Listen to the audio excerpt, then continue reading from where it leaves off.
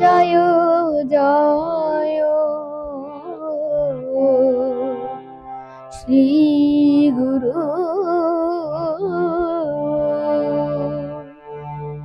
প্রেম কল্পতরু অদ্ভুত যাক পরকাশ, হে আগে আনো তিমির বড় জ্ঞান, সুচন্দ্র কি রনে করুণা,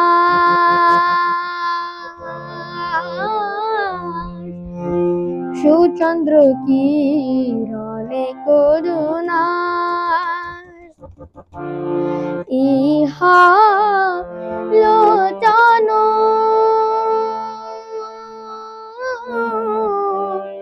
আনন্দ ধাম, ইহা লোচন আনন্দ ধাম, অযাচিত মোহন পতিত হেরি বহু, আর অযাচিত মোহন পতিত হেরি বহু, যাচিদে বলো হরি নাম, যাচিদে বলো হরি নাম। দূরমতি আগতি সতত আশাতে মতি, দূরমতি আগতি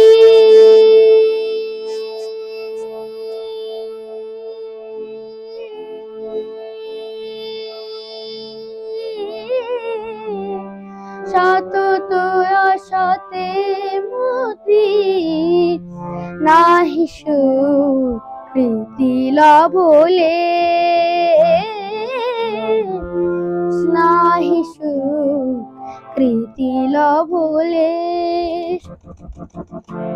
শ্রী বৃন্দাবন যুগল ভজন ধন, শ্রী বৃন্দাবন যুগল ভজন ধন, মোহে করত উপদেশ, মোহে করত উপদেশ। নিরমল শ্রী গৌর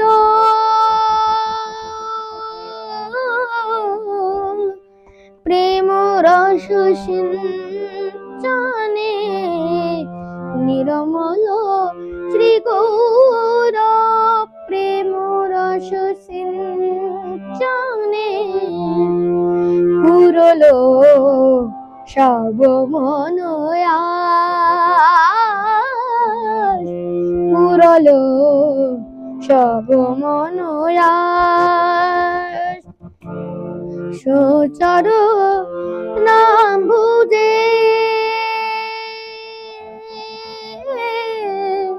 রতি নাহি বলো, সুচর নাম বুঝে রতি নাহি বলো, রবত বৈষ্ণব দাস, রবত বৈষ্ণব দাস। আমার গুরু দেবে জয় দাও গো জয় দিলে, জয় হবে গুরু দেবের জয় দাও গো জয় দিলে, জয় হবে সবে মিলে, জয় দাও গো জয় দিলে, জয় হবে গুরু দেবের জয় দাও গো জয় দিলে, জয় হবে গুরু দেবের জয়। জয় হবে প্রবত বৈষ্ণব দাস। জয় জগন্নাথ, জয় জগন্নাথ, জয় জগন্নাথ, বলো জয় জগন্নাথ। जय जगन्नाथ, जय जगन्नाथ, जय जगन्नाथ, बोलो जय जगन्नाथ। जय जगन्नाथ, जय जगन्नाथ, जय जगन्नाथ, बोलो जय जगन्नाथ। जय बलदेव, जय बलदेव, जय बलदेव, बोलो जय बलदेव। जय बलदेव, जय बलदेव, जय बलदेव, जय बलदेव। जय सुभद्रा, जय सुभद्रा, जय सुभद्रा, जय सुभद्रा, जय सुभद्रा, जय सुभद्रा, जय सुभद्रा, जय सुभद्रा। जय जगन्नाथ, जय जगन्नाथ, जय जगन्नाथ, जय जगन्नाथ, जय जगन्नाथ, जय जगन्नाथ, जय जगन्नाथ, जय जगन्नाथ। ओ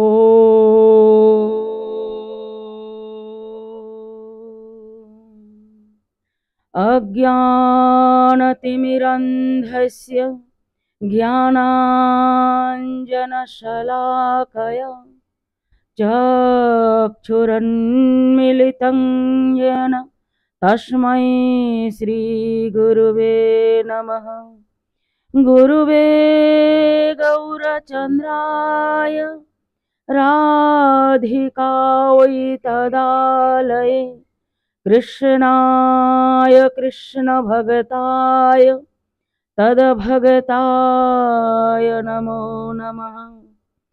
वन्देऽहं श्रीगुरु श्रीयुतपदकमलं श्रीगुरुं वैष्णवांश्च श्रीरूपं साग्रजातं सहगण रघुनाथं तं सजीवं साद्वैतं सावधूतं परिजनसहितं श्रीकृष्ण चैतन्यदेवं श्रीराधाकृष्णपादं सहगण ललिता श्रीविशाखान्वितांश्च अजानुलम्बितभुजौ कनकावदातुं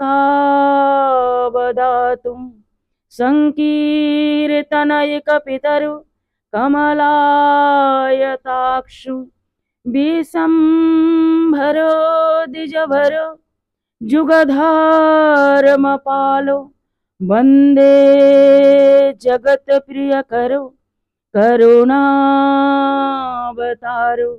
बरहापीडं नटवर बपु करण्यो कर्णिकारं बिभ्रतवास कनककपिशं वैजयन्तीं च मालं रङ्घरानवेणुरधर सुधया पूर्यङ्गो गोपवृन्दे बृन्दारण्यं शपथरमणं प्राविशत गीतकीर्ति शास्त्रं विचार्यो विदुषाञ्च मतं विलोक्य तत्प्रेम सेवनमहो पुरुषार्थरत्नं जाननमदमुदाहनमोग्धरूपे दासी भवानी विषभानुकुमारिकेते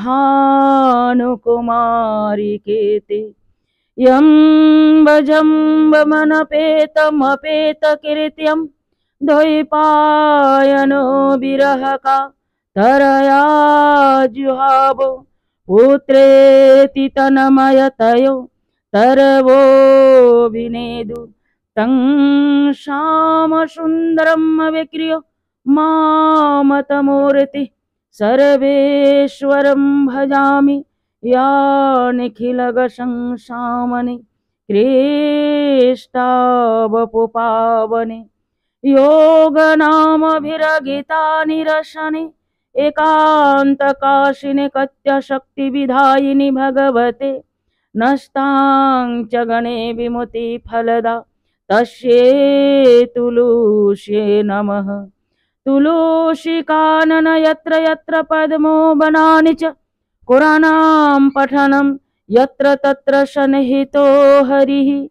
तत्रैव गंगा जमुना च वेणी गोदावरी सरस्वती सिन्धु च सर्वाणि तीर्थानि वसन्ति भजामि। नाहं तिष्ठामि वैकुण्ठे योगिनं हृदयेन च मद्भक्ता यत्र गायन्ति तत्र तिष्ठामि नारद। जय रूप सनातन भट्ट रघुनाथ श्री जीव गोपाल भट्ट दास रघुनाथ। এই ছয় গোস্বামীর করি চরণ বন্দন, যাহা হইতে বিঘ্ন নাশ অভীষ্ট পূরণ। জয় প্রভু শ্যামানন্দ, জয় শ্রী রসিকানন্দ, নিধুবনে সেবা করেন পরম আনন্দ। জয় প্রভু শ্যামানন্দ, জয় শ্রী গৌর হরি, জয় রাধে শ্যাম, জয় কনক মঞ্জরি। বাঞ্ছা কল্পতরুর্ভশ্চ কৃপা সিন্ধুভ্য এব চ পতিতানাং পাবনেভ্যো वैष्णवेभ्यो नमो नमो। नमो नमो सद्महाद्वृन्देभ्यो नमो नमो। नमो नमो श्री श्री मातृवृन्देभ्यो नमो नमो। मधुर मधुर मेतान् मङ्गलं मङ्गलानं सकल निगम वल्ली सत्फलं चितस्वरूपं सखी पिबर गीतं शरधया हेलयाव भिगुवर नरमात्रं तारयेत कृष्ण नाम भिगुवर नर मात्रम। तारयेत कृष्ण नाम भिगुवर नर मात्रम, तारयेत कृष्ण नाम। जयति जगत मंगलम श्री हरिर नाम, श्री गौर नाम। बोलो नाम ब्रह्म भगवान की जय। श्री श्री भागवत भगवान की जय। श्री श्री व्यासदेव सुखदेव नारद भगवान की जय। श्री परीक्षित महाराज की जय। नैमिषारण्य की जय। शनकादि ऋषि महाविंद की जय। गंगा मैया की जय। गंगा तट बिहारी सपार्षद श्रीमन महाप्रभु की जय। श्री श्री वृंदावन बिहारी श्री श्री राधा श्याम सुंदर जीव की जय। श्री श्री देवाधिदेव महादेव गोपेश्वर बाबा की जय। श्री श्री कात्यायनी देवी मैया की जय। श्री यमुना मैया की जय। श्री गिरिराज महाराज की जय। श्री श्री राधा कुंड श्याम कुंड की जय। श्री श्री कुंडेश्वरी श्रीमती राधा रानी की जय। श्री श्री गुरु महाराज की जय। श्री श्री पंडित बाबा की जय। श्री श्री अपन अपन गुरु महाराज की जय। जय जय श्री राधे श्याम। जय श्री राधे। गौर गोविंद चरणारविंदं मकरंद माधुरीजं भागवत रस पिपासो गौर भक्तमंडली। समग्र भक्तमंडलीर श्री चरणे आमार सुस्वस्थ दंडवत एवं प्रणाम निवेदन पूर्वक এই মহতি সভায় শ্রীমৎ ভাগবতী কথা আস্বাদনে আমরা সকলে ব্রতী হয়েছি। আজ পরম পবিত্র দিবস রথযাত্রা উপলক্ষে আমরা সকলে এখানে এসে উপস্থিত হয়েছি। আমরা ভগবান শ্রী জগন্নাথ দেবের কথা আস্বাদন করব। আমাদের পরম সৌভাগ্য এই পরম তিথি বা আসরে গত দিবসে ভগবান তিনি রথে আরোহণ করে গুন্ডিচা মন্দিরে অবস্থান করেছেন এবং আজ থেকে এই ভাগবত কথা যে শুরু হয়েছে আজ তার তৃতীয় দিবস। আজ ভগবান জগন্নাথ দেব, বলদেব এবং সুভদ্রা দেবী তারা দিব্য আনন্দের মধ্যে তারা তার মাসির বাড়িতে আছেন। আমরা এই ভগবানের প্রাঙ্গণেতে ভগবানের সম্মুখে বসে জগন্নাথের কথা আস্বাদন করব। দেখুন, বলতে গেলে আপনাদের কৃপায় ভাগবত তো অনেক হয়, ভাগবত কথার আনন্দ অনেক, খুবই আনন্দদায়ক হয়। এবার বিশেষ একটা সুযোগ পেয়েছি ভগবান জগন্নাথ দেবের কথা আস্বাদন করার। লীলা পুরুষোত্তম পরম করুণ পতিত পাবন ভগবান জগন্নাথের কথা আমরা শ্রবণ করব, আস্বাদন করব। তাই আসুন সবাই মিলে আমরা এই ভাগবতের মাহাত্ম্যকে কেন্দ্র করে আমাদের এই যে মহতী সভা, এই যে ভাগবত জ্ঞান যজ্ঞের কথা আরম্ভ হয়েছে, তাই আমরা এই প্রথম শ্লোক দিয়ে এই কথার আরম্ভ করি। আপনাদের সকলের কাছে অনুরোধ, আপনারা সকলে করজোড় করে একাগ্র চিত্তে বসে আমার সাথে সাথে উচ্চস্বরে উচ্চারণ করুন। ওম নমো ভগবতে বাসুদেবায় সচিদানন্দরূপায় বিশ্বোৎপত্ত্যাদিহেতবে তাপত্রয় বিনাশায় শ্রীকৃষ্ণায় বয়ং নমঃ। बोलो श्री कृष्ण चंद्र भगवान की जय। श्री जगन्नाथ बलदेव सुभद्रा मैया की जय। जय श्री राधे। দেখুন, এই ভাগবত মাহাত্ম্যে প্রথম শ্লোকেই মহামুনি বেদব্যাস আমাদেরকে ভগবান শ্রী জগন্নাথ দেবের সঙ্গে আমাদের সকলের সাথে পরিচয় করিয়ে দিলেন। দেখুন, যার কথা আমরা আস্বাদন করব, যার কথা 7 দিন ব্যাপী আমরা শ্রবণ করব, তার সম্বন্ধে তো আমাদের কিছু জানা দরকার, তার সঙ্গে তো পরিচয় করা দরকার। তাই মহামুনি আজ আমাদেরকে ভগবান জগন্নাথ দেবের সঙ্গে পরিচয় করিয়ে দিলেন। তাই প্রথম শ্লোকের মাধ্যম দিয়ে আমাদের সকলের সাথে মহাপ্রভু জগন্নাথের পরিচয় করিয়ে দিলেন। জগন্নাথ কে, তার রূপ কি প্রকার, তার প্রকৃতি কি প্রকার, তার স্বভাব কি প্রকার, এই একটা শ্লোকের মাধ্যমে মহামুনি বেদব্যাস ভাগবতে স্বরূপ লক্ষ্য বর্ণন করেছেন, ভগবানের তটস্থ লক্ষণ বর্ণন করেছেন এবং তার ভজন করলে আমাদের কি লাভ হবে সেই কথাকে ব্যক্ত করেছেন। এ কথাকে আমরা অস্বীকার করতে পারবো না, কারণ শাস্ত্রে এই প্রকার শ্লোক তো অনেক আছে, ভাগবতে অনেক শ্লোক আছে গোবিন্দের, ভগবানের রূপের বর্ণনাও রয়েছেন। বলছেন বড়হা পীড়ং নটবর বপু করণ্যো কর্ণিকারম বিভরত বাস কনক কপিশং বৈজয়ন্তিং চ মালম রঙ্ঘরাণ বেণু রধর সুধয়া পুরিয়ঙ্গো উপবৃন্দে বৃন্দারণয়ম শপথ রমণং प्राविशत गीत कीर्ति श्यामं हिरण्यं बरवीन बनमाल ग्रह धातु प्रवाह नटवेश नु बतांगसी। এই প্রকার অনেক রূপবাচক শ্লোক অনেক অনেক গোবিন্দের আছে।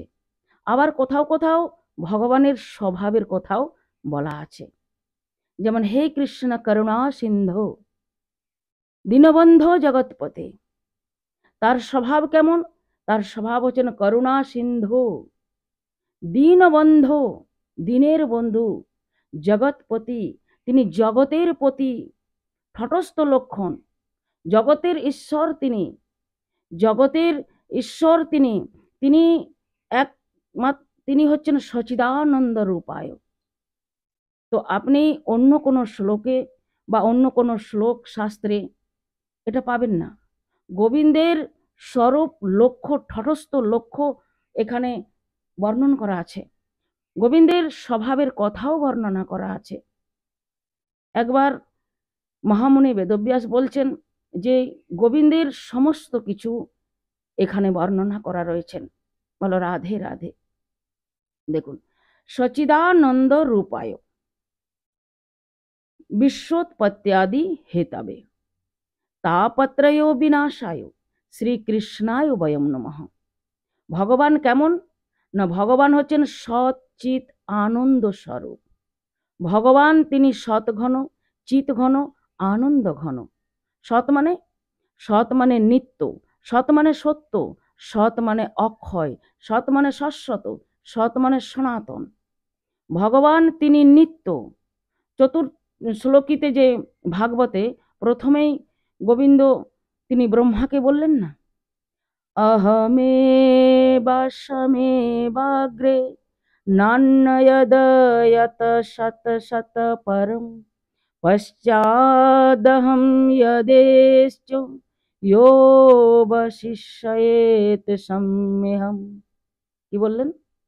বললেন, হে ব্রহ্মা, এই সৃষ্টির পূর্বেতে কেবলমাত্র আমি ছিলাম, আর এই সৃষ্টি রূপে যা যা দেখছো তাও কেবলমাত্র আমি। যখন সৃষ্টি থাকবে না তখন অবশিষ্ট যা থাকবে সেটাও কেবলমাত্র আমি। আমি ছাড়া এই জগতে আর কিছু থাকবে না। ভগবান তিনি সৎ, ভগবান তিনি সত্য, তিনি নিত্য বস্তু। দেখুন, জগতের পরিবর্তন হয়, সমস্ত কিছুর পরিবর্তন হয়, রিমডেলিং হয়, কিন্তু ভগবান জগন্নাথ দেবের কখনো পরিবর্তন হয় না, কোনো কিছু পরিবর্তন হয় না, কোনো কিছু রিমডেলিং হয় না। বল রাধে রাধে। দেখুন, কিন্তু চিত মানে হচ্ছে জ্ঞান, চিত মানে হচ্ছে প্রকাশ, চিত মানে হচ্ছে জ্যোতি, চিত মানে হচ্ছে চৈতন্য। ভগবান তিনি চিত হন, সমস্ত জ্ঞান প্রকাশিত হয় তার থেকে। পরাশর ঋষি বললেন না, অশৌর্যস্য সমগ্রস্য বীর্যস্য যশস্য শ্রিয় জ্ঞান বৈরাগ্যশ্চৈব সম্যং ভোগ ইতি জানা। কি বললেন? সর ঐশ্বর্যর অধিপতি, সে ঐশ্বর্যর জ্ঞান বলতে অন্যতম, সে জ্ঞানের অঙ্কুর যিনি, তিনি হচ্ছেন গোবিন্দ। আর সৎ চিত, আর তারপরে কি? আনন্দ। আচ্ছা, আমাদের রূপ কি প্রকার? আমাদের রূপ হচ্ছে, ভগবান গীতায় খুব সুন্দর করে বর্ণন করেছেন। ভগবান গীতায় বলছেন, ক্ষিতির অনল বায়ু খং মনোরুদ্ধিরেবচ অহম কারম ইত্যমেয় ভিন্ন প্রতিকারাষ্ট। ক্ষিতি, অপ, তেজ, মরুত, ভূম, পাঁচটা পঞ্চভূত দিয়ে এই আমাদের যে তৈরি, আমাদের যে দেহ, আমাদের এই দেহ, স্থূল দেহ হচ্ছে পঞ্চভূতময়।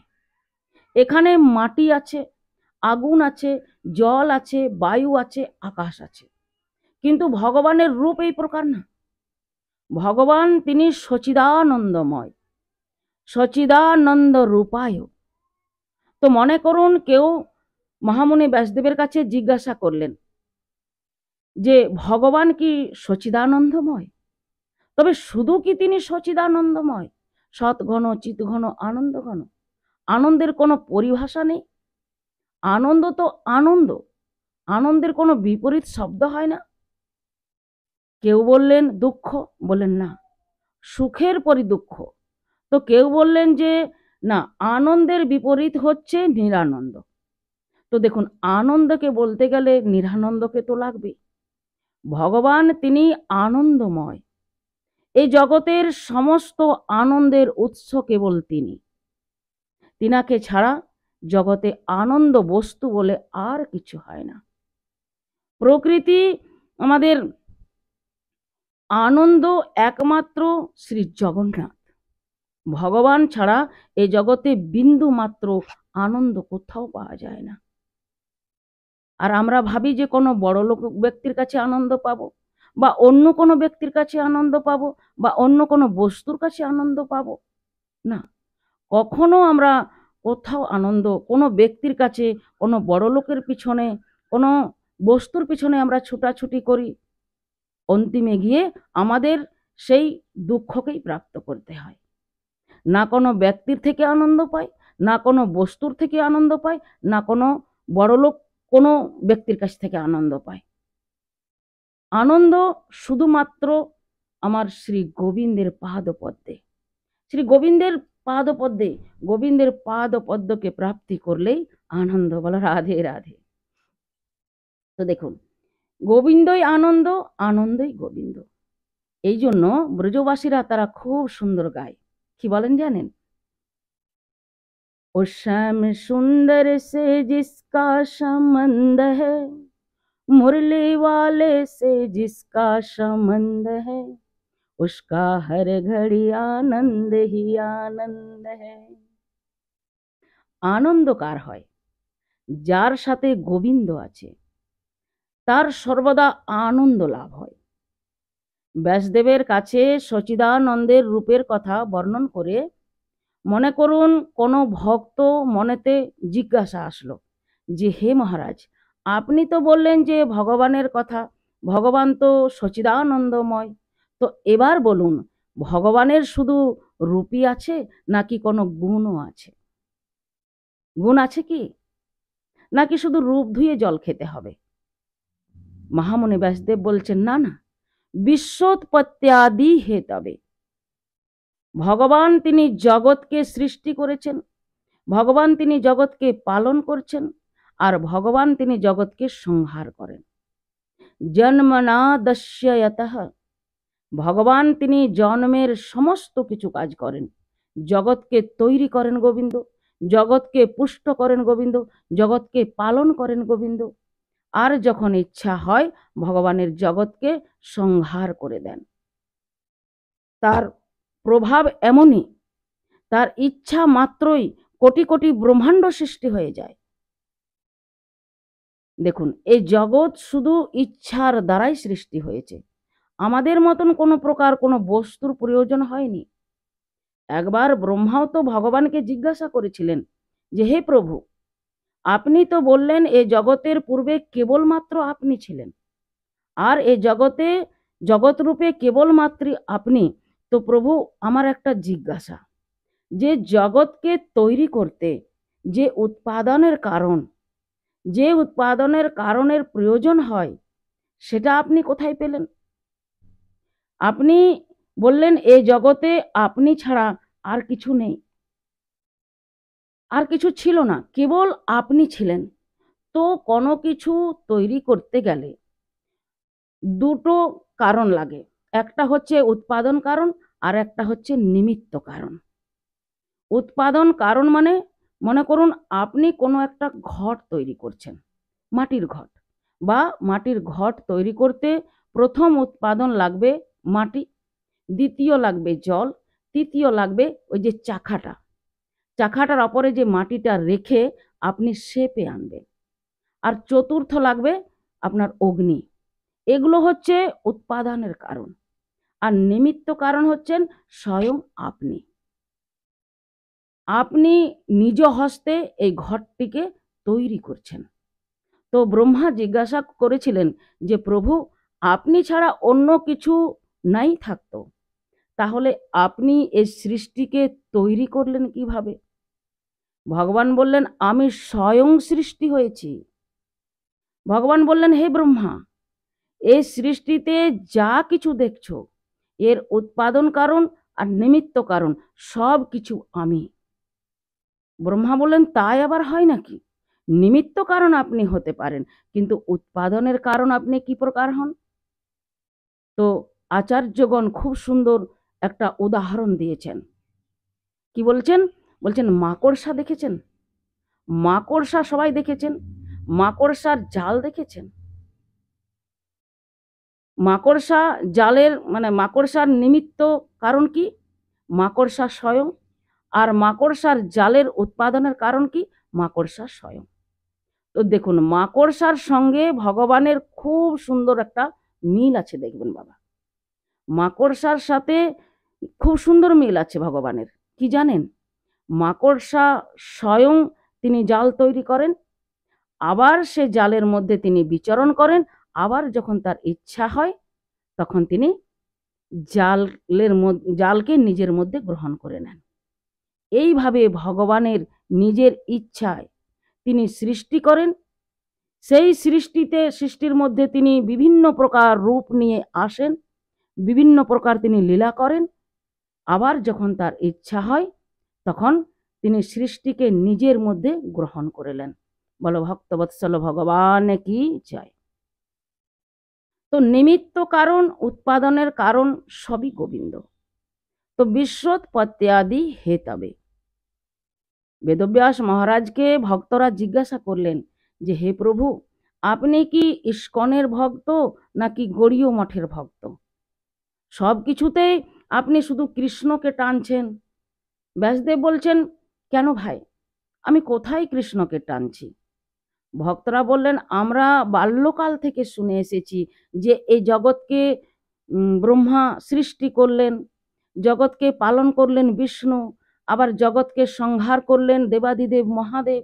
তো আপনি সব কিছুকে টেনে নিয়ে আসছেন, কৃষ্ণ সৃষ্টি করেছেন, কৃষ্ণ পালন করছেন, কৃষ্ণ সংহার করছেন। তো মহামুনি ব্যাসদেব বলছেন যে, শোনো বাবা, যেটা তোমরা বলছো সেটাও সত্য, কিন্তু আমি যেটা বলছি সেটা পরম সত্য। ভক্তরা বলছেন, কিছু বুঝতে পারছি না মহারাজ, যদি ভালো করে তাৎপর্য দিয়ে বোঝাতেন। তো মহামুনি বেদব্যাস বলতে লাগলেন তখন, তুমি সর্বেশ্বরের স্বর ব্রজেন্দ্র কুমার, তুমি সর্বেশ্বরের স্বর ব্রজেন্দ্র কুমার, তোমার ইচ্ছায় জগত সংহার। তুমি সর্বেশ্বরের ঈশ্বর, সর্ব ঈশ্বরের ঈশ্বর। হে ব্রজেন্দ্র কুমার, হে নন্দনন্দন, তুমি সর্ব ঈশ্বরের ঈশ্বর। ঈশ্বর মানে যে সমস্ত কিছুকে নিয়ন্ত্রণ করেন তাকে ঈশ্বর বলা হয়। সমস্ত ঈশ্বরের যিনি পরমেশ্বর তিনি হচ্ছেন ব্রজেন্দ্র কুমার। ব্রজের যে নন্দ মহারাজ, তার পুত্র, তোমার ইচ্ছায় বিশ্বের জনসংহার। আগেই বললাম না, মাত্র ভগবানের ইচ্ছায় জগৎ সংসার সৃষ্টি হয়ে যায়। আবার কোনো ব্রহ্মাণ্ডের দিকে যদি একটু ভুরুকুটি টেढ़া করে দেন তাহলে সব প্রলয় হয়ে যায়। এই প্রকার ভগবানের স্বভাব। তব ইচ্ছা মতে ব্রহ্মা করেন সৃজন, তব ইচ্ছা মতে বিষ্ণু করেন পালন, তব ইচ্ছা মতে শিব করেন সংহার, তব ইচ্ছা মতো মায়া আসিবেন কারাগার। ব্রহ্মা তিনি সৃষ্টি করেছেন, বিষ্ণু তিনি পালন করছেন, শিব তিনি সংহার করছেন। এই সমস্ত কিছু একমাত্র গোবিন্দের ইচ্ছাতে তারা নির্ভর করে আছেন।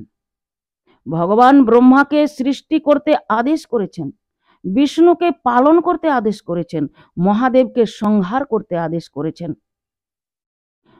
ভক্তগণ জিজ্ঞাসা করলেন, হে মহামুনি বেদব্যাস, আপনার ভগবান খুব সুন্দর, আর আপনার ভগবানের অনেক কৃতিত্ব আছেন, তবে তার আরাধনা করলে, তার উপাসনা করলে আমাদের কি লাভ হবে সেটা তো বলুন।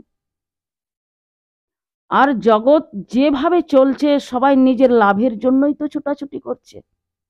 তো তার সচিদানন্দ রূপ সৃষ্টি স্থিতি প্রলয়ের কর্তা, কিন্তু তার চরণে শরণাগতি হলে আমাদের কি লাভ হবে?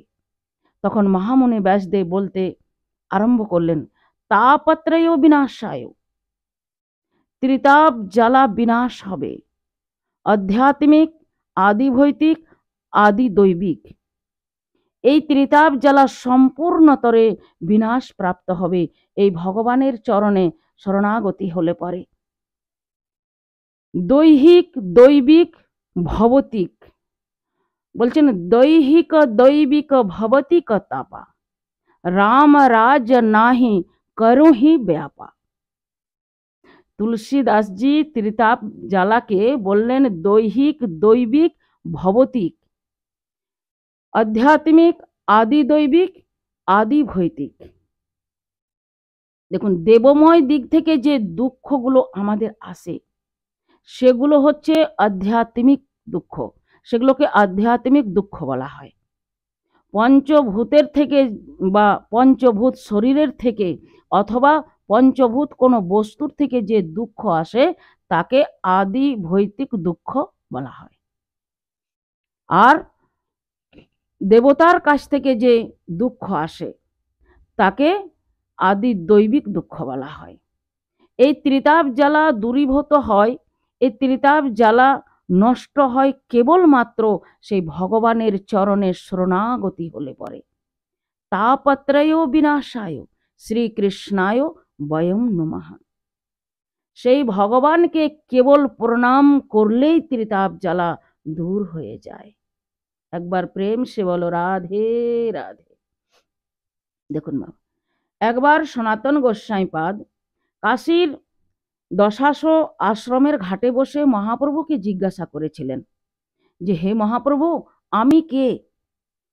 কেন মোরে যারে তাপত্রয়, ইহা নাহি জানি কেমনে হিত হয়। আমি কে? আর এই ত্রিতাপ জ্বালা কেন আমায় দগ্ধীভূত করছে? আর এর থেকে উদ্ধারের উপায় কি? মহাপ্রভু সনাতন শিক্ষার মাধ্যমে সনাতন গোস্বামীকে উপদেশ দিয়েছিলেন। বলেন, সমস্ত জগৎকে জ্ঞান প্রদান করেছিলেন। যেরকম অর্জুনকে নিমিত্ত করে ভগবান সমস্ত জগৎকে গীতা দান করেছিলেন। সর্ব উপনিষদ গাভো দুগ্ধা গোপাল নন্দনা পার্থ বৎস সুধীর ভক্তা দুগ্ধং গীতাং মৃতং মহাতা। এই প্রকার আজকে শ্রীমন মহাপ্রভু তিনি সনাতন গোস্বামীকে নিমিত্ত করে সমস্ত জগৎকে জ্ঞান প্রদান করেছিলেন। সনাতন গোস্বামীর প্রথম প্রশ্ন, সনাতন গোস্বামী তিনটে প্রশ্ন করেছিলেন। আমি কে? এই ত্রিতাপ জ্বালা কেন আমায় গ্রাস করছে? আর এর থেকে নিবারণের উপায় কি? পরিত্রাণের উপায় কি? প্রথম প্রশ্নের উত্তরে মহাপ্রভু বলেছিলেন, জীবের স্বরূপ হয় নিত্য কৃষ্ণ দাস, কৃষ্ণেরও ঠটস্থ শক্তি ভেদাভেদ প্রকাশ। হে সনাতন, তুমি জিজ্ঞাসা করলে তুমি কে? শুধু তুমি নও, এই জগতে সকল জীবের একটাই পরিচয়, তারা গোবিন্দের নিত্য দাস। জীবের স্বরূপ হয় কৃষ্ণের নিত্য দাস। তারা নিত্যকালের জন্য, অনাদিকালের জন্য তারা কৃষ্ণের নিত্য দাস, কৃষ্ণচরণ দাস, কৃষ্ণচরণের দাস। দ্বিতীয় প্রশ্ন করেছিলেন, কেন মোরে যারে তাপত্রয়? কৃষ্ণ ভুলি যেই জীব অনাদির বহির্মুখ, অতএব মায়া তারে দেয় সংসার আদি দুঃখ। জগতের জীবের দুঃখ পাওয়ার একটাই মাত্র কারণ, তারা ভগবানকে ভুলে গিয়েছেন। তারা মায়া উন্মুখ হয়ে গিয়েছেন, কৃষ্ণ বিমুখ হয়ে গিয়েছে, এই জন্য জীব তারা দুঃখ পাচ্ছে। তৃতীয় প্রশ্ন করেছিলেন সনাতন প্রভু, হে মহাপ্রভু, এই দুঃখ থেকে আমি কি করে উত্তীর্ণ হতে পারবো? আমার নিবারণ হবে কিভাবে? মহাপ্রভু বলেছিলেন, সাধু শাস্ত্র কৃপাহি যদি কৃষ্ণ উন্মুখ হয়, সেই জীবই নিস্তারে মায়া তাহারে ছাড়য়। সাধু শাস্ত্র গুরু কৃপায় যদি কোনো জীব ভগবতমুখী হয়, ভগবত উন্মুখী হয়ে যায়, তার জড় স্বরূপকে জীব ভুলে গিয়ে আদি আবার কৃষ্ণের, যদি আবার কৃষ্ণের দাস হওয়ার প্রতিষ্ঠা করে, ভগবানের সেবাকে, ভগবানের নামকে গ্রহণ করে, ভগবানকে প্রণাম প্রদক্ষিণ করে, ভগবানের ভক্তের সঙ্গ করে, তবে মায়া তাকে ছেড়ে দেয়। এই জীব নিস্তার হয়ে যায়। জীব আবার সেই প্রেমানন্দকে লাভ করে, আবার সেই অনাদির আনন্দ সমুদ্রে জীব আবার অবদাহন করে। আনন্দম মুধিবর্ধনম পতিপদম পূর্ণাম মৃত আস্বাদনম সর্বাত্মনম সপনম পরম বিজয়তে শ্রী কৃষ্ণ সংকীর্তনম। এই প্রকার শ্রী ভগবানের সচিদানন্দ রূপের বর্ণনা করলেন। ভক্তের মনে প্রশ্ন আসলো যে, হে মহামুনি, হে মহামুনি ব্যাসদেব মহারাজ, ভগবান তো তিনি সচিত আনন্দময়, তো সেই ভগবান তিনি জগন্নাথ রূপেতে এইভাবে বিকৃতি রূপ কিভাবে ধারণ করলেন? মহামুনি বেদব্যাস বললেন, জিজ্ঞাসা করলেন যে, কেন বাবা, ভগবান জগন্নাথের রূপকে কিভাবে তোমরা বিকৃতি বলে মনে হলো? তোমাদের কি করে বিকৃতি বলে মনে হলো? ভক্তরা বললেন, কেন হবে না বলুন? ভগবানের অন্যান্য রূপ আর এই জগন্নাথের রূপ, অন্যান্য রূপেতে রাম কৃষ্ণ বিভিন্ন অবতারে ভগবানের পদ্ম লোচন ছিল। আমাদের মতো গোবিন্দের হাতটি পদ্মের মতো গোবিন্দের নয়ন, আর এখানে যে রকম বড় বড় গোল গোল চোখগুলো দেখা যাচ্ছে পিণ্ডের মতো ভগবানের নয়ন। মহামুনি ব্যাসদেব বললেন, আর কি বাবা? ভক্তরা বললেন, প্রভু, ভগবান অন্যান্য অবতারে অজানুলম্বিত ভুজ ছিল, আর এই অবতারে এই রূপে ভগবানের ছোট্ট ছোট্ট হস্ত, তাও আবার মনে হচ্ছে অর্ধেক কাটা কাটা, ভগবানের পূর্ণ হস্ত নেই। মহামুনি ব্যাসদেব বললেন, আর কি? ভক্তরা বললেন, কত আর বলবো, অন্যান্য রূপে ভগবানের কত সুন্দর গণ্ডদেশ, কত সুন্দর কণ্ঠ, কত সুন্দর বক্ষস্থল, কত সুন্দর উদর, কত সুন্দর নাভি পাদ পদ্ম, কত সুন্দর চরণ, কিন্তু এইখানে তো এইভাবে কিছুই দেখতে পাই না। ভগবান তিনি কিভাবে এই জগন্নাথ রূপ ধারণ করলেন, আর এই জগন্নাথ রূপেতে ভগবান তিনি কিভাবে আবির্ভূত হলেন? হে মহামুনি ব্যাসদেব মহারাজ, কৃপা করে সেই কথাটি আমাদের কাছে বর্ণনা করে বলুন। ব্যাসদেব ভগবান তিনি বলতে শুরু করলেন সত্য যুগের কথা। বলেন, হে ভক্তগণ, খুব মন দিয়ে শ্রবণ করবেন। বলেন, অবন্তী নগরে মালক নামে একটি প্রদেশ ছিল। সেই প্রদেশের অধিপতি ছিলেন রাজা ইন্দ্রদ্যুম্ন। ইন্দ্রদ্যুম্ন মহারাজ তিনি অনেক ধর্মজ্ঞ রাজা ছিলেন, এবং তার যে পত্নী প্রিয়া গুন্ডিচা, তিনিও পরম ধর্মজ্ঞ রাজা। সেই মালক দেশের যে প্রজাগণ, সে প্রজাগণকে তিনি সন্তানের মতো পালন করতেন। মহারাজ ইন্দ্রদ্যুম্নের প্রিয়া রানী যে ছিলেন, তিনিও ওই প্রজাদেরকে নিজের সন্তানের মতো পালন করতেন। ভক্ত বৎসল ছিলেন তারা উভয়ে ভগবত ভক্তির মধ্যে সমস্ত সময় অবদান করতেন। ভজন তাদের কদাপি অলসতা ছিল না। ভজনে দিব্য আনন্দের মধ্যে তারা থাকতেন, দিব্য আনন্দের মধ্যে তারা দিন অতিবাহিত করতেন।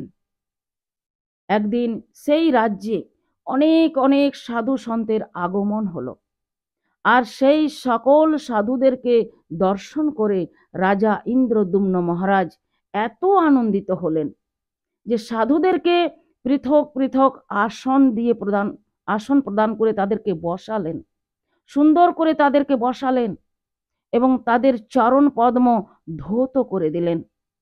সাধুদের চরণের কাছে বসে হাত জোড় করে তাদের স্তুতি করলেন। ভাগ্যোদয়ে নবভুজম নসার্জিতেন সত্যসঙ্গমমম চ লভতে পুরুষো যদা वै अज्ञान हेतु कृतम मदान्धकारक नाशं विधाय हे तत उदयते বিবেক। হে ঋষিগণ, আজ আমার জীবনের পরম সৌভাগ্য উদয় হয়েছে। দেখুন, অবন্তী অধিপতি রাজা হচ্ছেন ইন্দ্রদ্যুম্ন মহারাজ। সাধুদের প্রতি কি প্রকার তার হৃদয়ে ভক্তি উদয় হয়েছে দেখুন। সাধু সন্তদের সেবা করে, তাদের সেবা শুশ্রূষা করে, তাদের চরণ ধৌত করে দিয়ে তাদের চরণ তলে হাত জোড় করে বলছেন, আজ আমার ভাগ্যরূপী সূর্য উদয় হয়েছে, যে আমার এই অবন্তী নগরেতে আপনাদের মতো নিষ্কপট নিষ্কিঞ্চন নির্মৎসর ভগবানের প্রিয় ভক্তের আগমন হয়েছে। অজ্ঞান কৃত মোহ মদান্ধকারক নাশম বিধায়ত উদয়তে বিবেক। এই একই শ্লোকে গোস্বামী তুলসীদাসজি তিনি রামচরিত্র মানসে বর্ণনা করেছেন। কি বলেছেন? বিনা সৎসঙ্গ বিবেক নাহি হোই, রাম কৃপা বিনা সুলভ না হই। তুলসীদাসজি বলছেন, বিনা সৎসঙ্গে বিবেক না হই। আপনাদের জীবনে আর কিছু প্রাপ্তি হোক বা না হোক বাবা, যদি বিশুদ্ধ বুদ্ধির প্রয়োজন হয় তাহলে আপনাদেরকে সাধু সঙ্গ করতেই হবে। সাধু সঙ্গ ব্যতীত জীবনে বিবেকের উদয় হতে পারে না। আর সাধু সঙ্গ কখন হবে জানেন? গোস্বামী তুলসীদাসজি বলছেন, রাম কৃপা বিনা সুলভ না হই। ভগবানের কৃপা না হলে কখনো সাধু সঙ্গ হতে পারে না। দেখুন, আমাদের সাধু সঙ্গ লাভ হচ্ছে, তার মানে তো গোবিন্দের অপার কৃপা।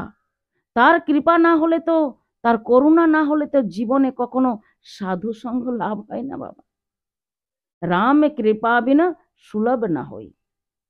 সাধুরা সকলেই ইন্দ্রদুম্ন মহারাজের অপরে অত্যন্ত প্রসন্ন হলেন। ইন্দ্রদুম্ন মহারাজ সাধু সঙ্গ, সৎসঙ্গ করতে লাগলেন, গোবিন্দের কথা শ্রবণ করতে লাগলেন। তখন সেই সাধু সঙ্গে ইন্দ্রদুম্ন মহারাজ তিনি একটি প্রস্তাব রাখলেন। সকল ঋষি মুনিদেরকে নিজের দিকে আকর্ষণ করে বললেন, হে সাধুগণ, হে ঋষিগণ, হে মুনিগণ, আপনাদের সকলের শ্রীচরণ আমি বন্দনা করি। আপনাদের শ্রীমুখ থেকে যে অমৃতময় কথা নির্গত হচ্ছে, এর দ্বারা আমার হৃদয় নিশ্চিতভাবে শুদ্ধ হয়েছে। কিন্তু হে মুনিগণ, হে ঋষিগণ, আমার হৃদয়ে একটা বিশেষ বাসনা জন্ম লাভ করেছে। সাধুগণ জিজ্ঞাসা করলেন, মহারাজ, আপনার হৃদয়ে কি প্রকার বাসনা হয়েছে? ইন্দ্রদুম্ন মহারাজ বললেন, আমার হৃদয়ে এইটুকু বাসনা হয়েছে, এই নয়নের দ্বারা আমি পূর্ণ ব্রহ্মের দর্শন পেতে চাই। ভগবানকে আমি দর্শন পেতে চাই নিজের চক্ষুর দ্বারা। তখন ঋষি মুনিরা নিজের মধ্যে কানে কানে কথা বলতে লাগলেন, এক এক ভাবে কথাবার্তা চলতে লাগলেন। তখন সেখান থেকে একজন সাধু সম্মুখে এসে মহারাজ ইন্দ্রদুম্নকে ডাকলেন এবং একান্তে নিয়ে গিয়ে ইন্দ্রদুম্ন মহারাজকে বললেন, মহারাজ, আপনার অভিলাষ পূর্ণ হতে পারে মহারাজ। ইন্দ্রদুম্ন মহারাজ জিজ্ঞাসা করলেন, কিভাবে কিভাবে পূরণ হবে? বললেন, আপনি স্বচক্ষে ভগবানকে দর্শন করতে চাইছেন তো, আপনার অভিলাষ পূর্ণ হবে। হতে পারে মহারাজ, যদি আপনি পুরুষোত্তম ক্ষেত্রে যান। পুরুষোত্তম ক্ষেত্র কোথায়? সেই পুরুষোত্তম ক্ষেত্র বললেন, তখন সেই সাধু বললেন, বর্ণনা করে বলছেন যে, হে মহারাজ, সেই পুরুষোত্তম ক্ষেত্র এই ভারতবর্ষতেই আছে। এই ভারতবর্ষের উৎকল নামে একটা প্রদেশ আছে এবং সেই উৎকল প্রদেশে দক্ষিণ সমুদ্রে বিরাজিত আছেন সেই পুরুষোত্তম ক্ষেত্র। মহারাজ, সেই পুরুষোত্তম ক্ষেত্র নীলগিরি পর্বতের উপরে আছেন। আর সেই নীলগিরি পর্বত আছে বিরাট, ওই নীলগিরি পর্বতের ওপরে একটা বিরাট বড় কল্প বৃক্ষ, কল্প বট, তার পাশে আছেন রোহিণী কুণ্ড। সেই কল্প বৃক্ষ আর রোহিণী কুণ্ডের মধ্যস্থলে ভগবান তিনি সাক্ষাৎ প্রত্যক্ষ নীল মাধব রূপে প্রকটিত হয়ে আছেন। যদি আপনি দর্শন করতে পারেন মহারাজ, এই সেই ইন্দ্রদুম্ন নীলমণিময় সেই নীল মাধবকে দর্শন করলে, সেই নীল মাধবকে দর্শন করতে পারলে আপনার সাক্ষাৎ ভগবত দর্শন ফল লাভ হবে। সাক্ষাৎ ভগবান সেখানে নীলগিরি পর্বতে অবস্থান করছেন মহারাজ। ইন্দ্রদুম্ন মহারাজ সাধুর কথা শ্রবণ করে, তার শ্রবণ করতে করতে তার দু চক্ষু থেকে অশ্রু চলে এলো, অশ্রু বর্ষণ হতে লাগলো। ইন্দ্রদুম্ন মহারাজের কাছে সেই কথা বর্ণনা করে সাধু সেখান থেকে অন্তর্ধান হয়ে গেলেন। ইন্দ্রদুম্ন রাজা সমস্ত সাধুদের সৎকার আদি করে তাদেরকে বিদায় জানিয়ে, তার যে সকল পুরোহিত ছিলেন সেই পুরোহিতগণকে আবাহন করলেন এবং মূল যিনি পুরোহিত ছিলেন, অনেক জ্যেষ্ঠ শ্রেষ্ঠ তার সাথে আলোচনা করলেন যে হে পণ্ডিত, হে পুরোহিত মশাই, একজন সাধু এসে আমাকে বললেন যে পুরুষোত্তম ক্ষেত্রে ভগবান নীল মাধব রূপে বিদ্যমান আছেন। তার দর্শন করতে পারলে আমার জীবন সার্থক হবে। তার দর্শন করলে আমি ভগবানকে সাক্ষাৎ দর্শন করতে পারবো। আমার এই জীবনে এই একটাই অভিলাষ, এই অভিলাষকে আমি পূর্ণ করতে চাই। তো প্রধান পুরোহিত বললেন, মহারাজ, আপনি একটা কাজ করুন, আপনি কিছুদিন একটু ধৈর্য ধরুন। কারণ আমার যে ছোট ভাই আছে বিদ্যাপতি, সে মহান পণ্ডিত এবং মহান চতুর। সমস্ত শাস্ত্রে তার উত্তম রূপে দখল আছে। আমি চাই পূর্বে আমার ভাই বিদ্যাপতি সেখানে যাক, ভগবানকে দর্শন করে আসুক, আপনার জন্য একটা শিবির রচনা করে আসুক।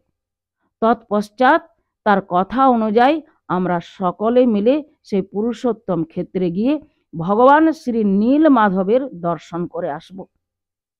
বিদ্যাপতি মহারাজকে আনা হলো। বিদ্যাপতি তিনি মহারাজ ইন্দ্রদ্যুম্নকে প্রণাম করলেন। ইন্দ্রদ্যুম্ন মহারাজ তাকে খুব অভ্যর্থনা জানালেন এবং বিদ্যাপতির কাছে এসে ইন্দ্রদ্যুম্ন মহারাজ বললেন যে হে ব্রহ্মণ দেবতা, আমার জীবনে মাত্র একটাই ইচ্ছা, ভগবানকে প্রত্যক্ষ দর্শন করে এই নয়ন সাক্ষাৎ দর্শন করতে চাই। দর্শন করে এই শরীরকে পরিত্যাগ করব। তাই এই অবসানের পূর্বে আমি ভগবানকে সাক্ষাৎ দর্শন করতে চাই, আপনি কৃপা করে তার ব্যবস্থা করুন। তো বিদ্যাপতি মহারাজ তিনি ইন্দ্রদ্যুম্ন রাজার কথা অনুযায়ী তিনি উৎকলের অভিমুখেতে যাত্রা করলেন। বিদ্যাপতির উৎকলেতে যাত্রা করার স্কন্দ পুরাণে খুব সুন্দরভাবে বর্ণনা করা আছে।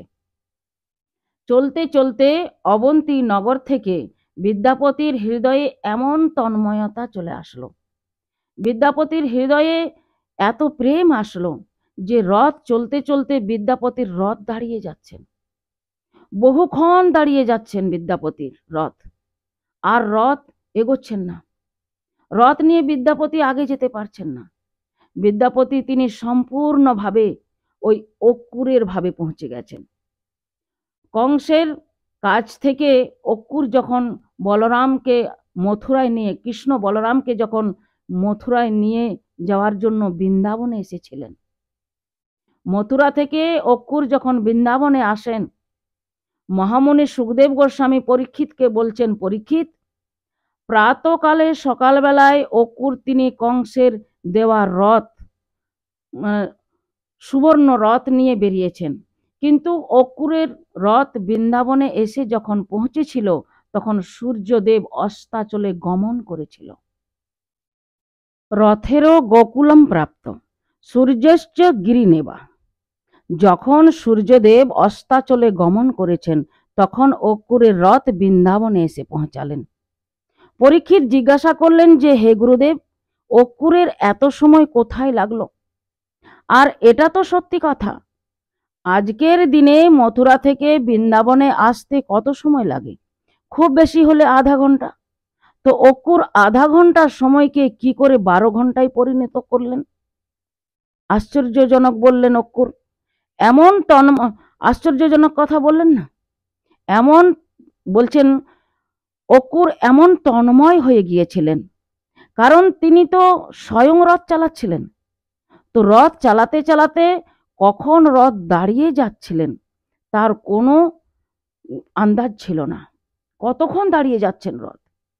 আর সে রথের আসনে বসে অক্কুর তিনি শুধু গোবিন্দের ধ্যানেতে মগ্ন হয়ে রয়েছেন। অক্কুর তিনি ভগবানের স্তুতি করছেন, কিম মায়া চরিতম ভদম, কিম তত্তম পরমম তপ, কিম ব্যথা পরহতে দতম, ইয়াত রক্ষায়ামিয়াদতে কেশব। অক্কুর তিনি মনে মনে ভাবছেন যে আমার কোন এমন চরিত্র আছে, আমি এমন কি তপস্যা করেছি, আমি এমন কি পবিত্র জীবন ধারণ করেছি, আমি এমন কি সৎ কর্ম করেছি যে আমাকে তার ফল স্বরূপ আমি গোবিন্দকে দর্শন করতে যাচ্ছি। ঠিক অকুরের যেরকম ভাব, আজকে বিদ্যাপতির সেই রকম ভাব। বিদ্যাপতি তিনি মনে মনে বিচার করছেন যে আমার এমন কোন শুভকর্ম আছে, এমন কোন ধর্ম আছে, আমার এমন কোন তপস্যা আছে যে আজকে আমি সাক্ষাৎ নীল মাধবকে দর্শন করতে যাচ্ছি, সাক্ষাৎ জগন্নাথ জগদীশ্বরকে দর্শন করতে যাচ্ছি। চলতে চলতে অক্কুর ভাবছেন, মমে দদদুর্লভম মন্য উত্তম শ্লোক দর্শনম বিষয়াত মনো যথা ব্রহ্ম কীর্তনম জন্ম। আজকে এইভাবে অকুরের মতো ভাব নিয়ে বিদ্যাপতি তিনি উৎকলের দিকে যাত্রা করলেন। যেতে যেতে বিদ্যাপতি পথেতে মহানদী আসলো।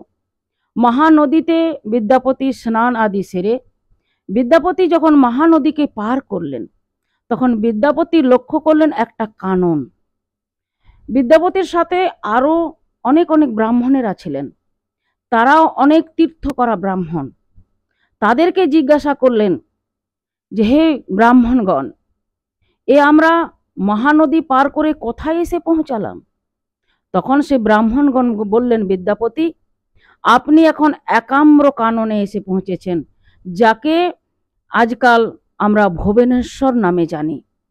আগে নাম ছিল তার একাম্র কানন, একাম্র বন।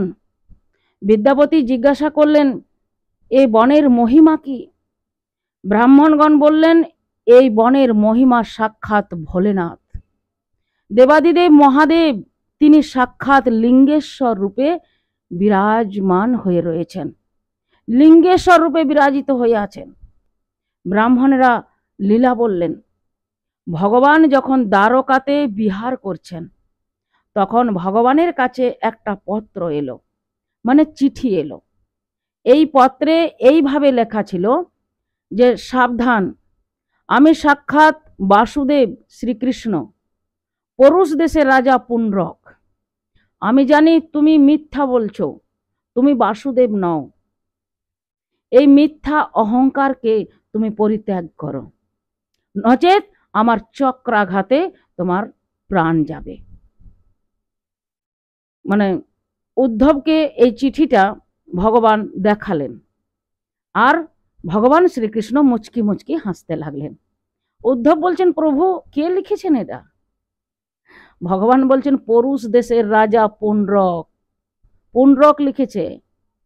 যে পত্র নিয়ে এসেছিল তাকে ভগবান বলে দিলেন যে যাও তুমি মহারাজকে গিয়ে বলে এসো যে ভগবান পুণ্ড্রকের দর্শন করবার জন্য এই বাসুদেব স্বয়ং আসছেন।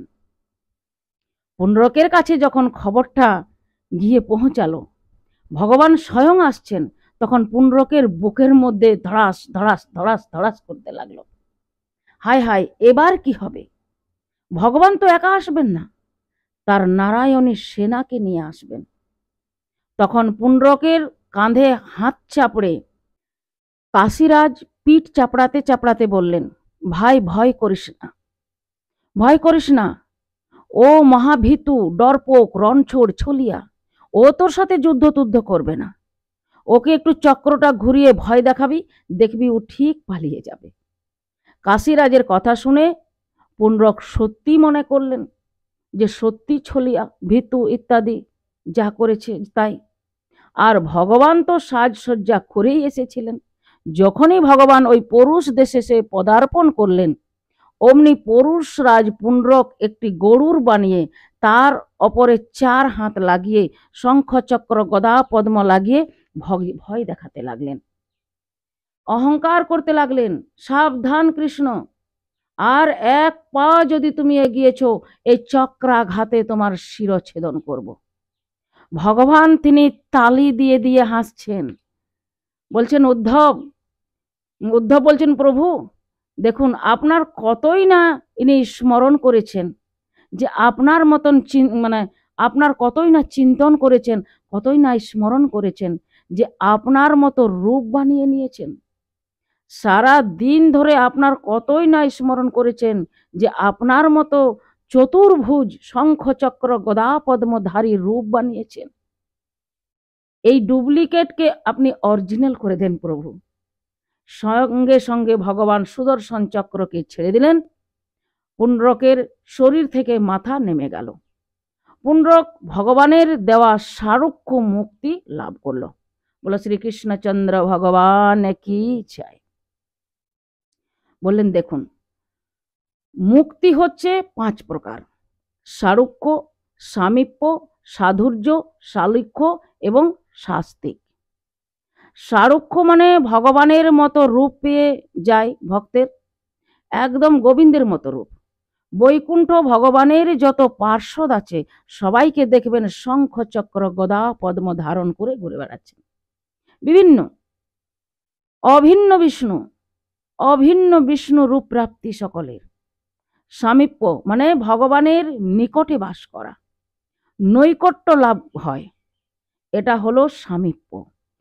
তৃতীয় মুখ্য হচ্ছে শালুক্য, ভগবানের ধামে নিত্যকালের জন্য বাস হয়।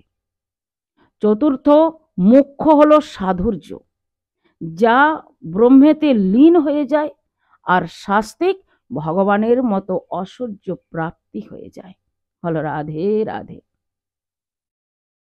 এই সুদর্শন চক্র কাশীরাজের মাথাও কেটে কাশীতে ফেলে দিলেন। এ কাশীরাজের পুত্র ছিল সুরক্ষীন।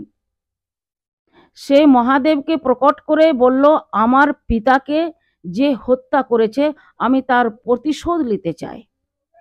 তো মহাদেব আগে পিছে না ভেবে মহাদেব বলে দিলেন যে তুমি যজ্ঞ করো, যজ্ঞ থেকে রাক্ষস সৃষ্টি করো আর তাকে দিয়ে হত্যা করাও। সুরক্ষীন বেচারা করল যজ্ঞ। ভয়ঙ্কর সে পুরোহিতরা আহুতি দিলেন। সেখান থেকে অগ্নি সৃষ্টি হলো। সেই অগ্নি থেকে একটা কৃতিতা নামক রাক্ষসী সৃষ্টি হলো। সে কৃতা নামক রাক্ষসী সুরক্ষীনকে বলল, বলুন মহারাজ কি আদেশ আছে। সুরক্ষীন বলল যে আমার পিতাকে হত্যা করেছে, তাকে আর তার নগরীকে ভস্ম করে দিয়ে আসো।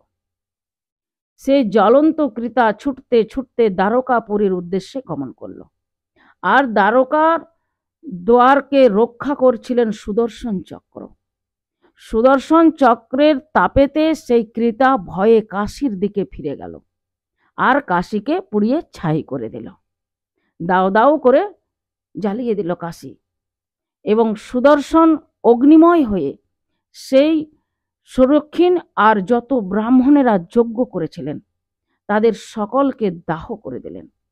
সমস্ত কাশী যখন পুড়ে ছাই হয়ে গেল, তখন বাবা বিশ্বনাথ কাঁদতে কাঁদতে দ্বারকাধীশের চরণে এসে পড়লেন। বললেন, হে প্রভু, এবার কি হবে আমার কাশী জ্বলে শেষ হয়ে গেল, এবার আমার কি অবস্থা হবে, আমার কি হবে। ভগবান তখন বললেন, কাশীকে আবার কাশী সুসজ্জিত করা হবে, কাশীকে আবার প্রস্তুত করা হবে।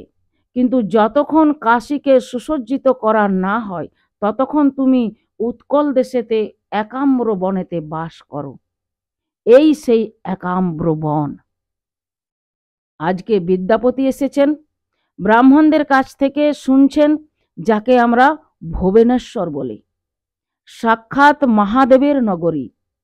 মহাদেব তিনি লিঙ্গরাজ রূপে সেখানে বিরাজিত আছেন, পূজিত হচ্ছেন। পাশেতে বিন্দু সরোবর। মহাদেব বিন্দু বিন্দু সমস্ত তীর্থ থেকে জল নিয়ে এসে সরোবর তৈরি করেছেন। বিদ্যাপতি পরম আনন্দে সে বিন্দু সরোবরে স্নান করে এবং মহাদেবের শ্রীপাদ পদ্মকে বন্দনা করে বিদ্যাপতি তিনি এগোলেন। এবং এগিয়ে বিদ্যাপতি তিনি লক্ষ্য করলেন যে অনেক দূরে একটা আলো দেখা যাচ্ছিল, কারণ তখন রাত্রির অন্ধকার হয়ে গিয়েছে।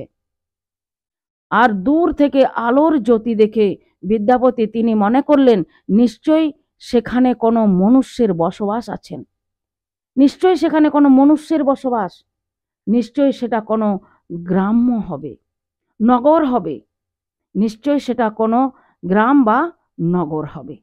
তো বিদ্যাপতি যেতে যেতে একাকী সে গ্রামেতে প্রবেশ করলেন এবং সেখানে গিয়ে বুঝতে পারলেন যে সে গ্রামের নাম হচ্ছে সগর দ্বীপক, সগর দ্বীপক গ্রাম। সেখানে সগর জাতিরা বসবাস করছেন। তো বিদ্যাপতি তিনি সে গ্রামের অভ্যন্তরে প্রবেশ করলেন এবং যিনি সগর দেশের যে রাজা ছিলেন বিশ্বা বসু, তার ভবনেতে প্রবেশ করে কথিত আছেন স্কন্ধ পুরাণে বা অন্যান্য পুরাণে, তো সে বিশ্বা বসুর কন্যা ললিতা, সে ললিতার সাথে বিদ্যাপতি প্রণয়াসক্ত হয়ে ললিতাকে বিবাহ করেছিলেন এবং তার ঘরেই তিনি অতিবাহিত করছিলেন, তার ঘরেই তিনি দিন অতিবাহিত করছিলেন। বিদ্যাপতি তিনি প্রতিদিন রাত্রিকালে দেখেন যে সগররাজ বিশ্বা বসু তিনি ঘর থেকে বেরিয়ে যান, সারা রাত্রি কোথায় যেন থাকেন, আর এই প্রভাত যখনই হয় সেই প্রভাতকালে তিনি প্রতাহ তিনি ফিরে আসেন। আবার যাবার সময় তার যেমন রূপ থাকেন, রূপ যেমনই রূপ থাক না কেন, আসার সময় যখন তিনি আসেন, যখন তিনি ফিরে আসেন তখন তার দেহ দিয়ে দিব্য জ্যোতি নির্গত হয় আর শরীর থেকে দিব্য সুগন্ধ আসে। একদিন ললিতাকে তিনি জিজ্ঞাসা করলেন যে হে ললিতে, তোমার পিতা রাত্রিবেলায় কোথায় এই প্রকার যায়? ললিতা বললেন, স্বামী, আমার পিতা সাক্ষাৎ ভগবান নীলমাধবকে নীলগিরি পর্বতে সেবা করতে যায়। বিদ্যাপতি ললিতাকে খুব বিনম্রভাবে বললেন, ললিতা, আমিও তো সেই নীলমাধবকে সেবা করতে চাই, দর্শন করতে চাই। তুমি কি পথ জানো, কিভাবে নীলমাধবের কাছে যাওয়া যায়? ললিতা দেবী বললেন, ক্ষমা করবেন নাথ, আমার তো সেই পথ জানা নেই যে কিভাবে নীলমাধবের দর্শন করতে হয়, তবে আমার পিতা তিনি জানেন। আপনি যদি আমার পিতার কাছে যান তবে আমার পিতা তিনি আপনাকে নীলমাধবের দর্শন করাতে পারেন। ভগবান তিনি পরম করুণাময়, আমাদের মতো তুচ্ছ নীচহীন সগর জাতির দ্বারা তিনি পূজিত হয়, আমাদের সগরকুলের ইষ্ট দেবতা তিনি। তাই হে স্বামী, আপনি যদি আমার পিতার কাছে জিজ্ঞাসা করেন তাহলে আমার পিতা আপনাকে নীলমাধবের দর্শন করাতে পারেন। সেই রাত্রিতে সুসজ্জিত হয়ে সগররাজ বিশ্বা বসু তিনি চলেছেন। সেই সময় বিদ্যাপতি সগররাজ বিশ্বা বসুকে বললেন, হে পিতা, আপনি যে ভগবানের আরাধনা করতে যান, আমি সেই ভগবানকে দর্শন করতে চাই। এখন স্কন্ধ পুরাণে বলছেন যে বিশ্বা বসুর আগে থেকেই সন্দেহ ছিল। বিশ্বা বসু তিনি জানতেন যে ইনি কোনো সাধারণ কোনো ব্রাহ্মণ না, কেননা রাজপুরোহিত আর সাধারণ পুরোহিত দেখলে বোঝা যায়, তাদের ভাষা কৌতূহলা দেখা বোঝা যায়। তো বিশ্বা বসুর মনে হয়েছিলেন যে ইনি কোনো সাধারণ পুরোহিত না, সাধারণ কোনো পূজারী না, ইনি কোনো সাধারণ পুরোহিত না, বিশেষ কোনো রাজ পুরোহিত হবে, রাজ পূজারী হবে। আজ যখন প্রকৃত জিজ্ঞাসা করলেন যে আপনার প্রকৃত পরিচয় কি, আপনি কে, তখন বিদ্যাপতি নিজের পরিচয়কে আর গোপন করলেন না, বললেন, হে বিদ্যাপতি। বিদ্যাপতি বললেন, হে সগররাজ, আমি মালক দেশের রাজা ইন্দ্রদুম্নর প্রধান পুরোহিতের ছোট ভাই, কনিষ্ঠ ভ্রাতা, আমার নাম বিদ্যাপতি। রাজার আদেশে আমি এসেছি। রাজা তিনি প্রত্যক্ষ ভগবানকে দর্শন করতে চান, রাজার আদেশে আমি এখানে ভগবানকে দর্শন করে গিয়ে রাজাকে এখানে এনে ভগবানকে দর্শন করাতে চাই। সমস্ত কথা যখন বর্ণনা করলেন তখন বিশ্বা বসু অন্তরে একটু খুশি হলেন, সুখী হলেন, কিন্তু একটা দীর্ঘ শ্বাস নিলেন।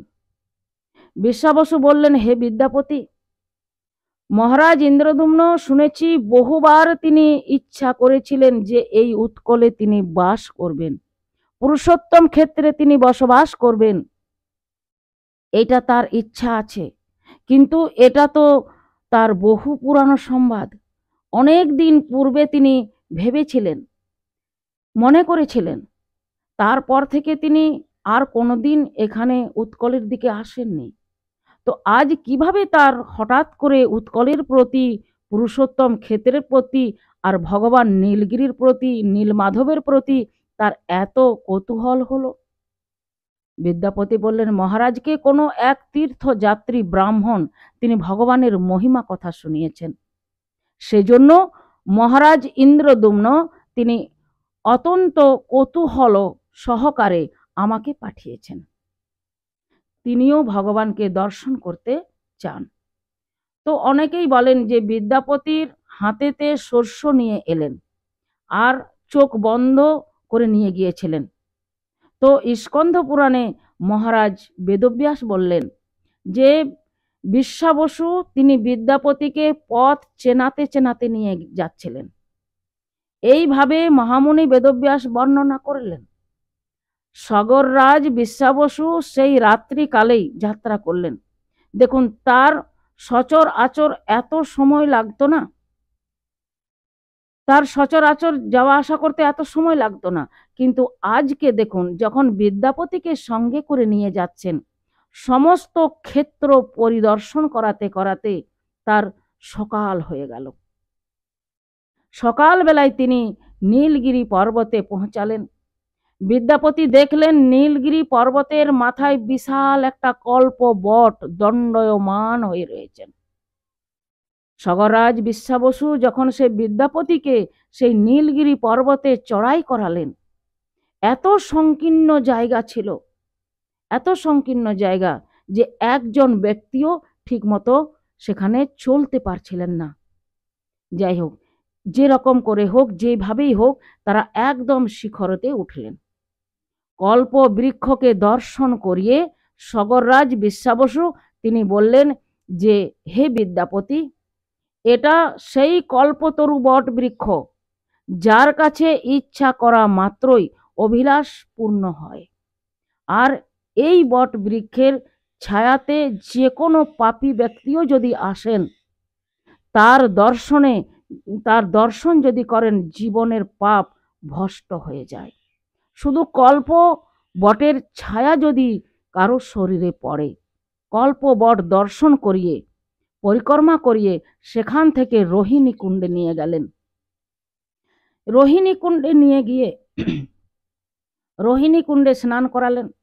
আর বিশ্বাবসু তিনি বললেন, এই সেই রোহিণী কুণ্ড, এই কুণ্ডের জল ব্রাহ্মণের সকল কুণ্ডের আদি উৎস, সমস্ত জল এই রোহিণী কুণ্ড থেকেই নির্গত হয়েছে।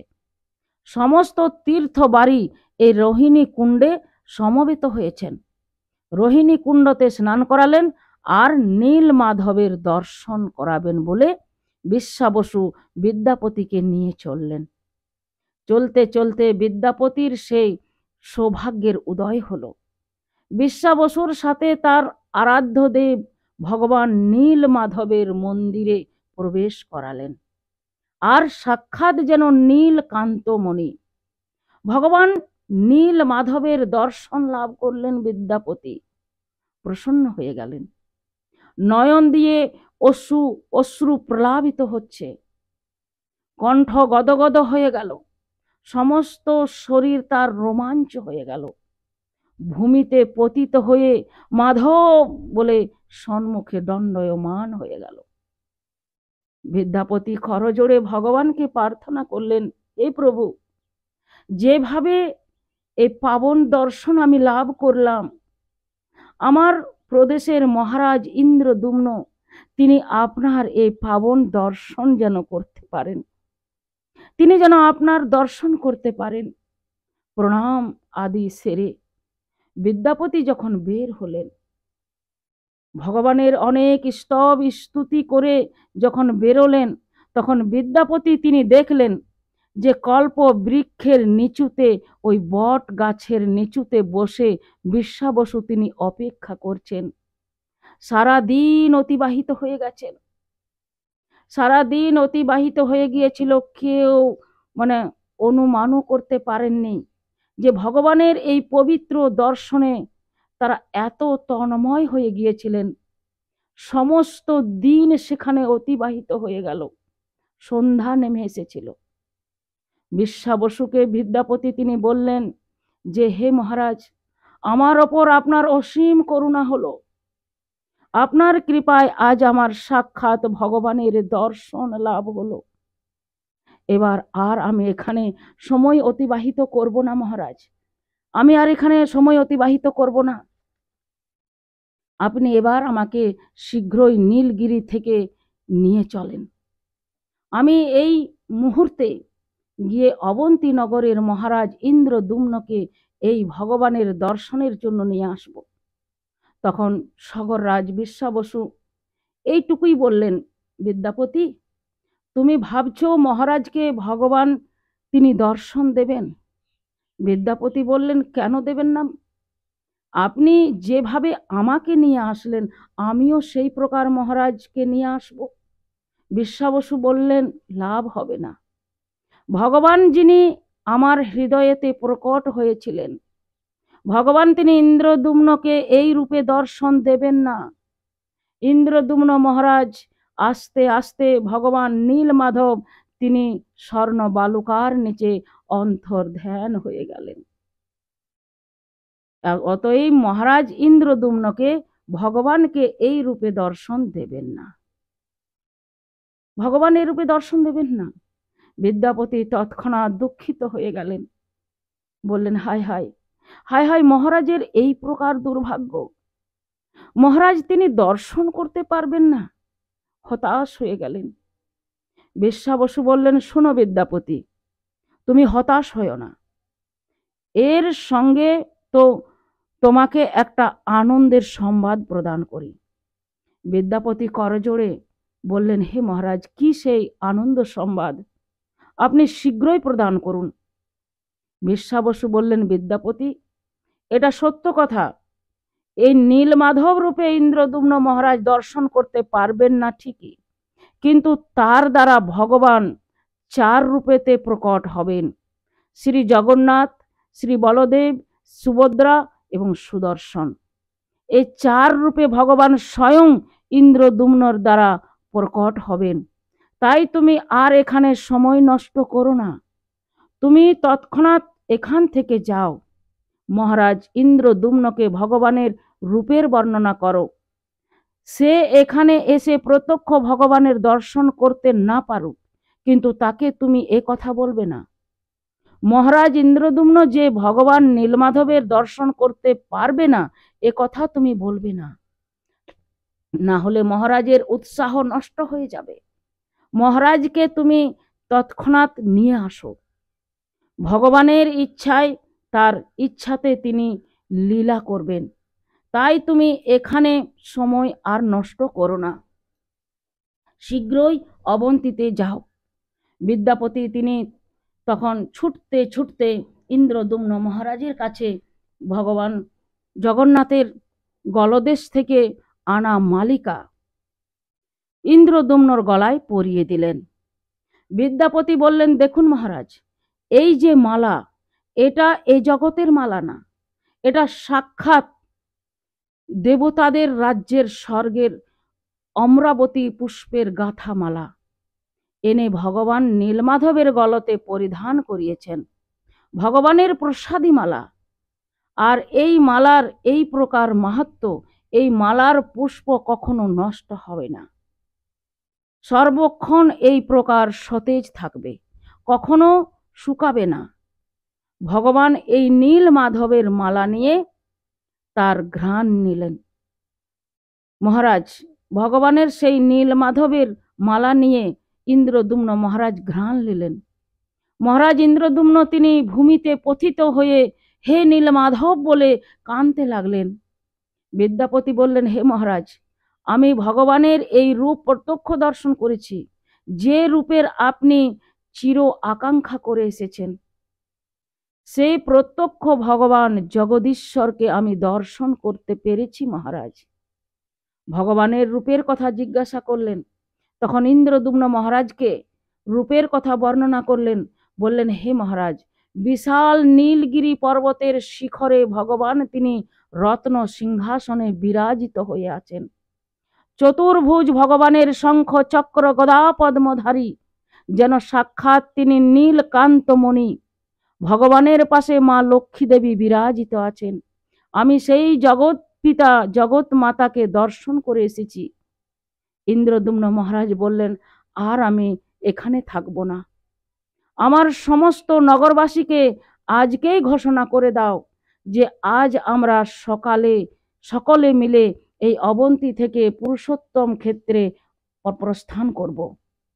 পুরুষোত্তম ক্ষেত্রে আমরা আজীবন বাস করব। হে বিদ্যাপতি, আমার এটাই হচ্ছে, আমার এটাই ইচ্ছা। অন্তিম শ্বাস যেন আমি পুরুষোত্তম ক্ষেত্রেই যেন ত্যাগ করতে পারি। বিদ্যাপতি বলছেন, তাহলে মহারাজ আর অপেক্ষা কিসের? আপনি চতুর্দিকে ঘোষণা করে দেন।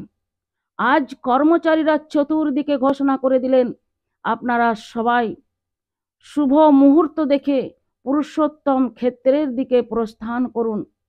আপনারা সবাই তৈরি হন ভগবানের ধামে গমন করার জন্য।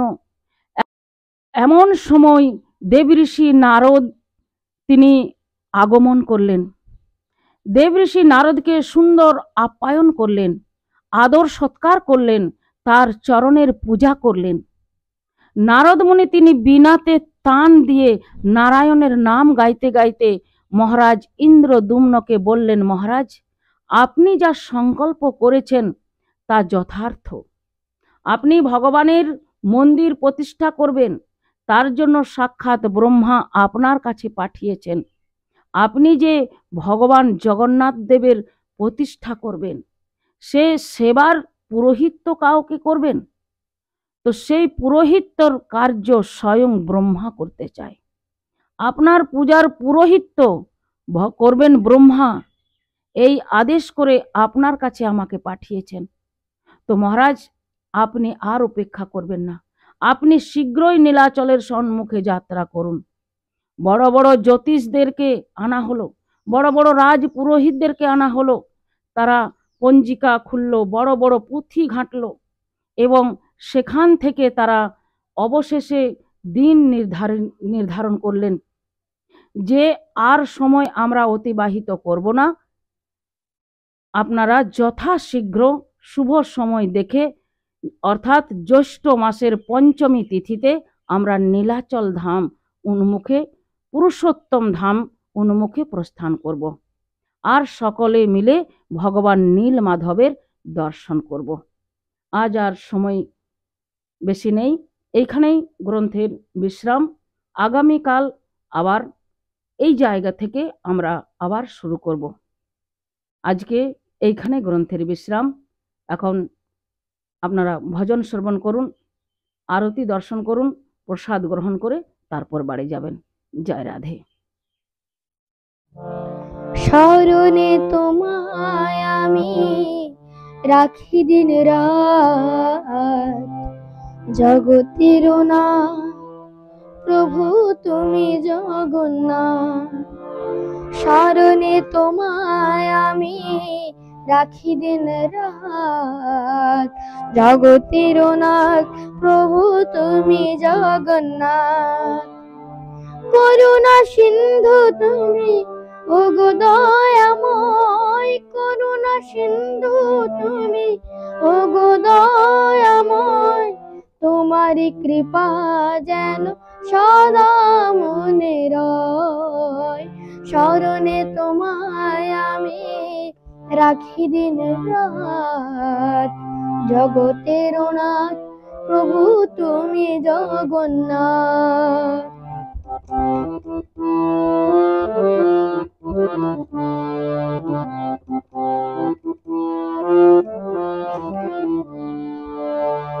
নীলাচলে ব্রজ ব্রজবাসী বংশীধারী, তুমি প্রভু জগন্নাথ, তুমি শ্রীহরি।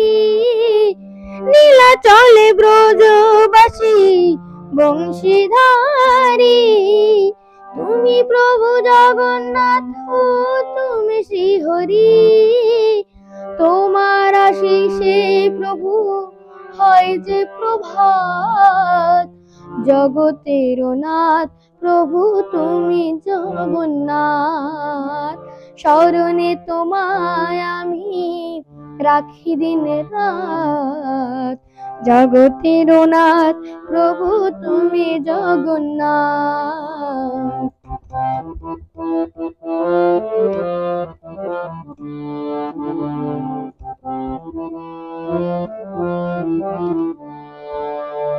ত্রিভুবনে প্রভু তুমি পুরা মনস্কাম, সাথে চলে সুভদ্রার চলে বলরাম।